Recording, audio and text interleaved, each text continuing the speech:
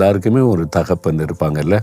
ஆனால் ஆவிக்குரிய வாழ்க்கையில் நம்ம தேவனுடைய பிள்ளைகளாய் மாறி ஆண்டவரை தகப்பனே என்று அழைக்கிற பாக்கியத்தை இயேசு கிறிஸ்துவின் மூலமாய் பெற்றுக்கொள்ளுகிறோம்.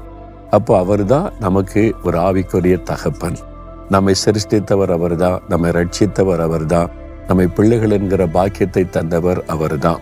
யோவான் 1:12 இயேசு கிறிஸ்துவை உள்ளத்தில் ஏற்றுக்கொள்ளும் போது தேவனுடைய பிள்ளைகள் என்ற பாக்கியத்தை, அதிகாரத்தை பெறுகிறோம். அப்போ அவர் நமக்கு தகப்பன், நாம் அவருடைய பிள்ளைகள்.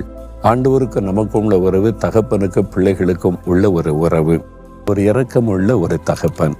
நம்ம தவறுகிறோம், பாவம் செய்கிறோம், மீறுதல் பண்ணி அவருடைய உள்ளத்தை துக்கப்படுத்துகிறோம். ஆனால் அவரிடத்திலிருந்து அப்பா நான் தப்பு பண்ணிட்டேன், என்னை மன்னிச்சிருங்கன்னு சொன்னால் அந்த தகப்பனுடைய அன்பு அணைத்து கொள்ளும். அவர் இரக்கமுள்ள ஒரு தகப்பன் அவர்.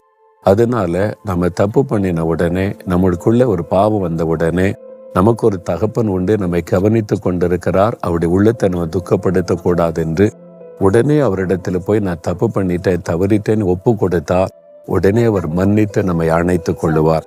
நம்முடைய வாழ்க்கையில் ஆண்டவரை நம்முடைய தகப்பனாய் கொண்டால் அவருக்கும் நமக்குள்ள ரிலேஷன்ஷிப் தகப்பனுக்கும் பிள்ளைக்கும் உள்ள ஒரு நல்ல ஐக்கியமாக இருக்கும். அதை நீங்கள் காத்துக்கொள்ள வேண்டியது அவசியம்.